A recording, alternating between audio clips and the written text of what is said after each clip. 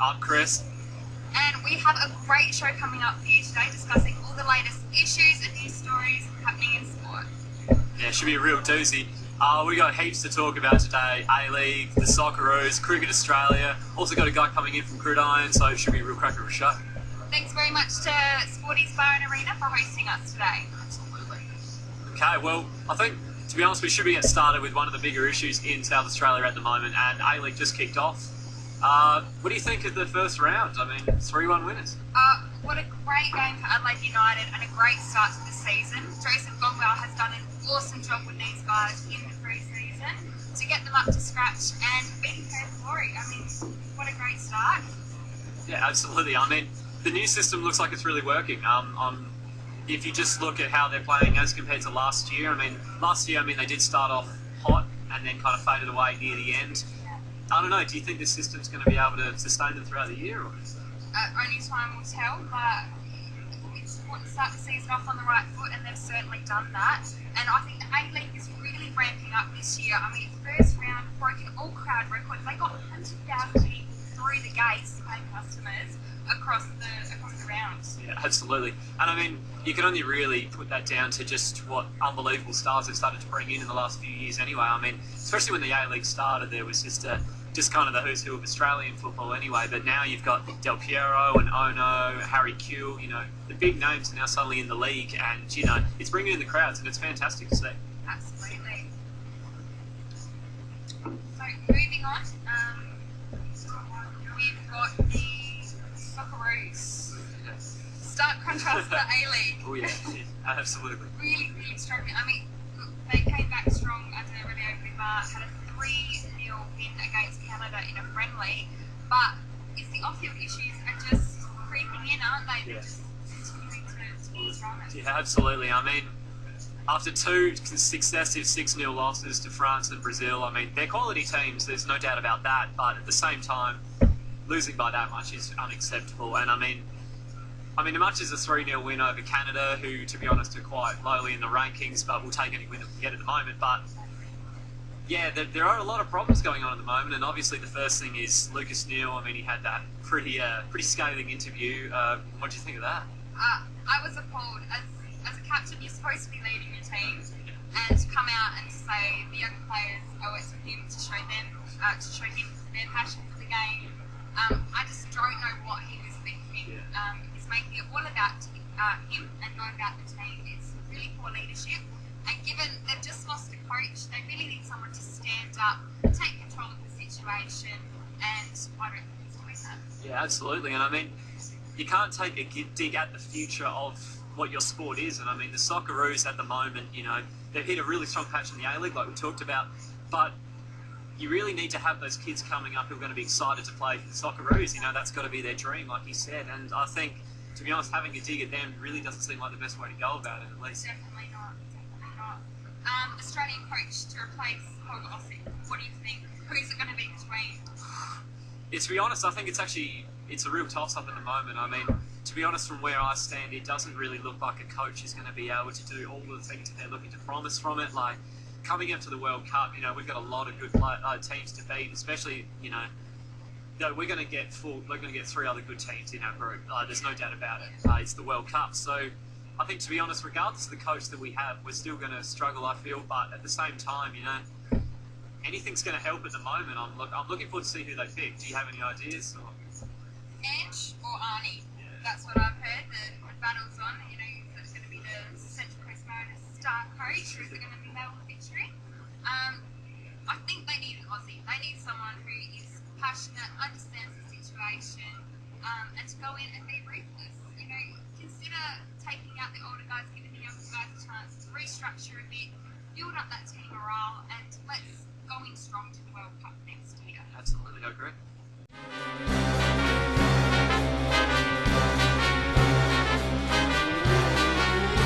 Great time here. Hope you're enjoying the show. Absolutely. Well, we're now moving on to the Australian cricket team, and boy, is that a topic to talk about at the moment. I mean, we got the first win over in India, and then, of course, for anyone who hasn't caught it, we lost by 9 wickets last night after setting what was unbelievably just the most ridiculous total, and we still lost. Absolutely, and 39 balls to spare. I mean, Australia managed to get Only lose 5 wickets. The batting was going beautifully. All our guys made starts. I mean, Victor Phil Hughes, George Bailey, oh my goodness. It was phenomenal, just smashed it. But we got the first win through team. Our batsmen did their job, bowlers did their job. But where were our bowlers last night? Yeah, I mean, you still have to give credit where credit's due to India. I mean, they are a very good team, but at the same time, though, I mean, isn't it just such an ironic switch from what the real problem was in the Ashes? We couldn't get any batting going, but we had a lot of bowling power. Absolutely. And now it's switched around again, and that real issue of consistency is brought up again. You know, are we ever going to figure it out? You know? Well, fingers crossed. Yeah. I mean, we've got a little over a month before the first Ashes test kicks off in Brisbane.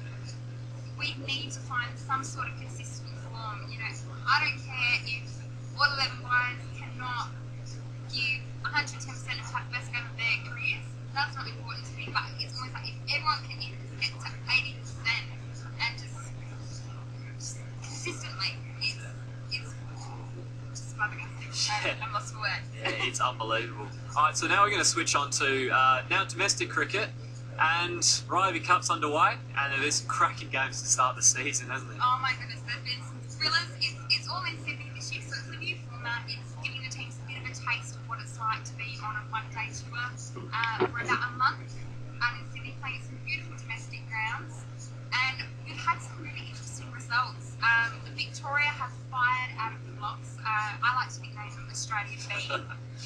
If you just look at the stats, they've got in the top 4 for batting, they've got 3 players in there. For the top 4 for bowling, they've got 3 players in there. Guys are in form, you know, guys like Dutchy Collins, Cameron White, Matthew Wade even showing a bit of form, a return to form given that he was dropped from the Australian team for one. John Hastings, Bobby Quiney, these are the guys to beat. Yeah, absolutely. And I mean, yeah, they're the pacesetters, like you said, and also you had Queensland, Tasmania, you know, chomping at the bit to really coming to get them at the top of the table. As for South Australia, a few close losses. We just can't win the close ones. 2 games against Tassie, both came down to the last over. Some of it down to luck. There was a disastrous Kane Richardson almost run out. He should have got it, but just missed it. Those are the ones you've got to win if you want to be competitive. There's only 6 games in the minor round, and then we're straight into the finals. So you need to be winning these close ones, and I'm just hoping that this form doesn't continue into the Shield season for the Redbacks. Yeah. They've got the talent there. Maxi Finger, oh my goodness, smashing it. But unfortunately, that's the way it goes. You know, close one comes down to points. Yeah. You need to be getting these. Yeah, absolutely. I mean, and this has been our strong point for the last few years as well. I mean, it's not good to see us at the bottom of the table of a form that we're usually quite strong in over the last few years. And, you know, it's, like you said, we're halfway through the season already and we're yet to have a win. So even if we win our last 3, we're going to be scraping into the final. So it should be a real struggle. A few results to go our way in the next week or so. Absolutely.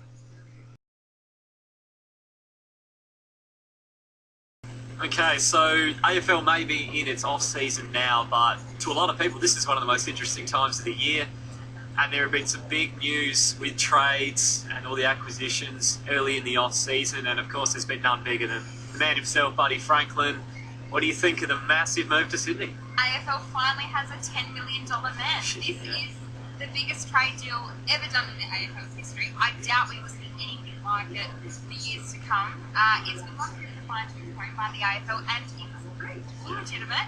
The big man's moving up to Sydney, getting away from the Melbourne spotlight, and 10 years ahead of him, he's set for life. So it's a big deal.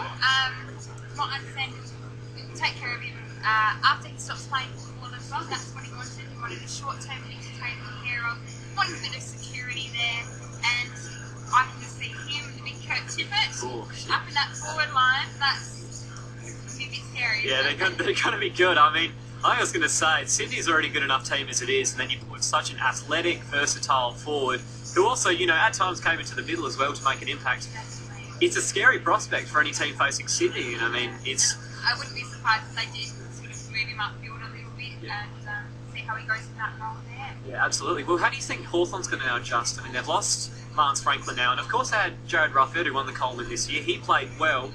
I don't know. How do you think Hawthorn's going to adjust to that? He's definitely left a big gap. But young guys like Jack Gunston, he was phenomenal in the grand final. He's just coming into his prime. He's a 22-year-old, so he's got the next 3-4 years ahead of him, which will be the best of his career. I think Hawthorn still have a lot to look forward to.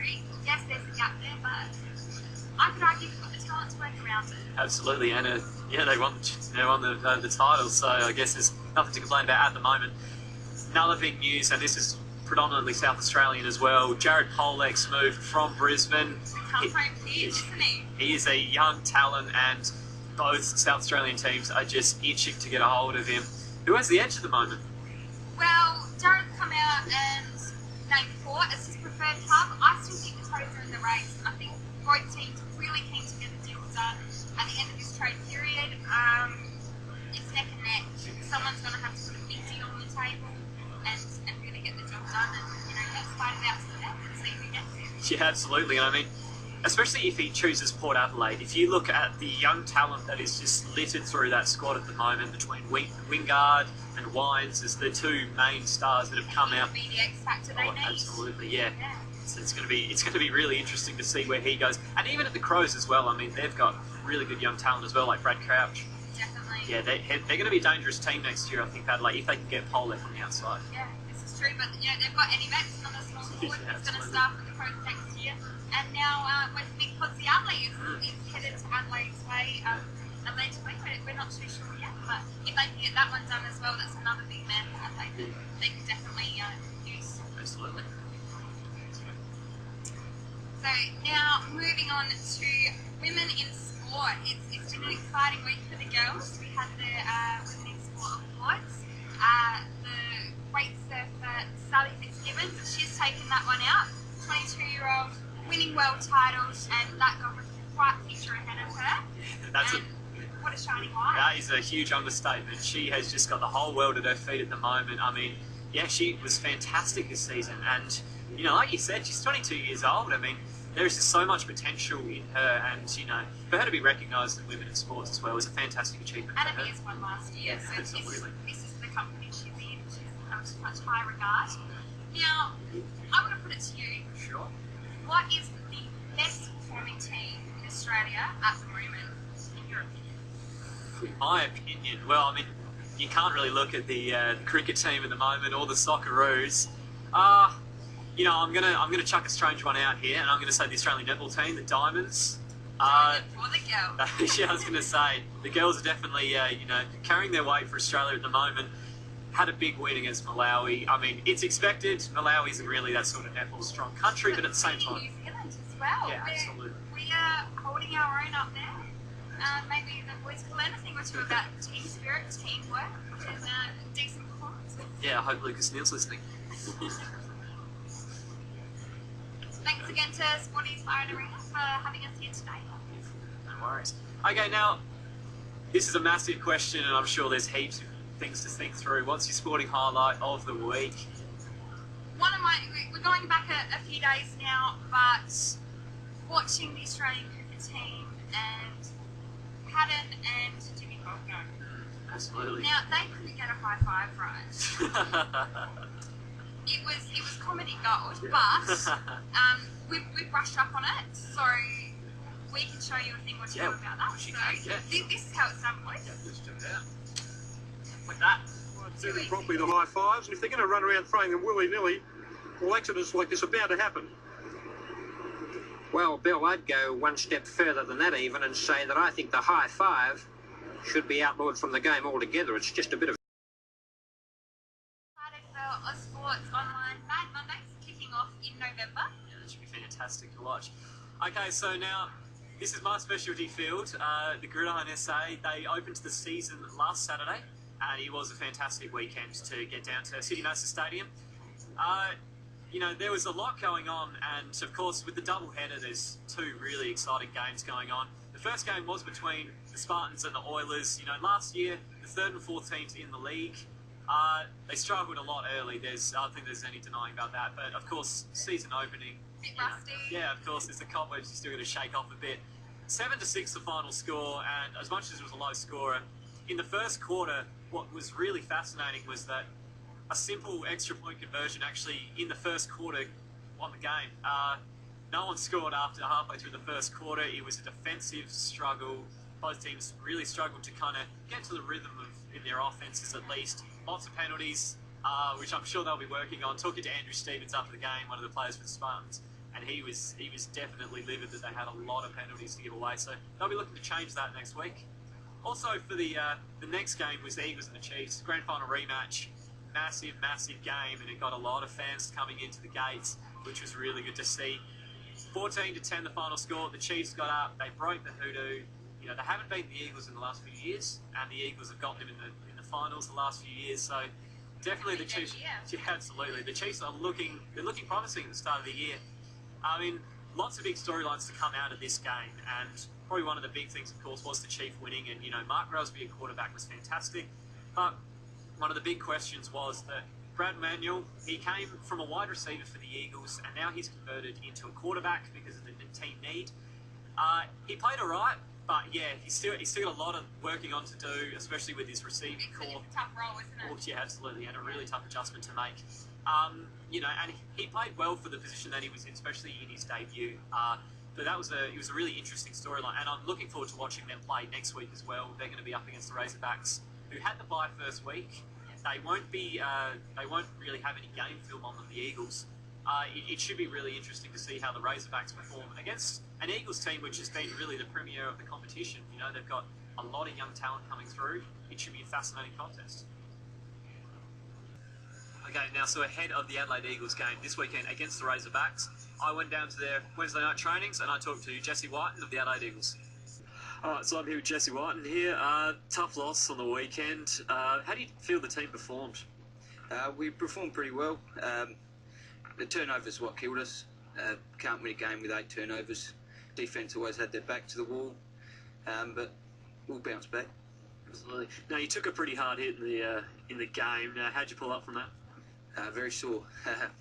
My lower back's giving me a lot of problems, but like I said, I bounced back. Just kept getting it worked on. Good physio team here, so it'll recover well. So speaking of injuries, Brad Davidson came off as well. Do you have any news on him? Yeah, hamstring. Doesn't look too good. Probably 3 weeks. So. Okay, so this week now you're turning your attention to the Razorbacks now. How do you prepare for a team which you really haven't seen any of? We just scout from old game film. We generally know what teams like to run. If they come out with something new, we try and compensate for it in our defence. But yeah, if we see something different, we'll call something different. So we just go off what we normally see from them. No worries. And final question, losing your brother was obviously a massive blow to the team. But how did you feel Brad stepping up in the quarterback position as well? Yeah, losing Lewis as quarterback is a big loss for this team, but we have all the confidence in Brad. He's performed amazing, as you could tell on the weekend. We couldn't be more happy with the way he's training, and we think he'll be a contender this year. All right, thank you for your time. Okay, so I'm here with Tom Atherton here, linebacker for the Razorbacks. First question to ask is, this is the pre-season. How have you seen the team's preparations for the upcoming season? We put in a lot of work for this pre-season, more so than previous seasons that have been in the club, which is really good to see. So yeah, I'm excited. Yeah, that should be really good. Now, so the first week, you know, the season openers were last Saturday. How did you see it from an opposition player's standpoint? How did you see both the games? I thought the Chiefs and Eagles defenses looked really strong. A bit of work to be done in terms of offenses, I think. There's a lot of moving pieces in both clubs, which makes it hard to read as a defensive player. So, but no, I liked the Oilers and Spartans as well. They're doing well. The numbers looking good. We've got enough players to fill teams, which is great, because I know some teams were struggling last year, us included. So that's looking good. That leads to increasing numbers, which is great. So yeah, no, it's overall I was quite happy with the first round. Yeah. That's fantastic. All right, so now on to more the Razorbacks focus for this week. I mean, obviously your season opener is going to be this week against the Eagles. What are you doing to prepare for that? I mean, you watched them last week. They took on the Chiefs. They lost first round, which was a surprise. How do you prepare for them? Look, same as we always do. We look at what they're running, and we go out there and we train as if we're playing against them, and we try and account for all their plays. You know, they've got the option, which is something that a lot of teams in the States are doing. So our biggest thing, we've got to shut down that option, and we're quietly confident. Yeah, I think we can do well. That's really good. All right, thank you very much for your time. Yeah, nice. So that's a wrap for OzsportsInsider for today. Thank you for joining us. No worries. Make sure you check out Ozsports online, and we'll be back next week. Special thanks to Sporty's Bar and Arena for having us here today. We'll see you next week. Thank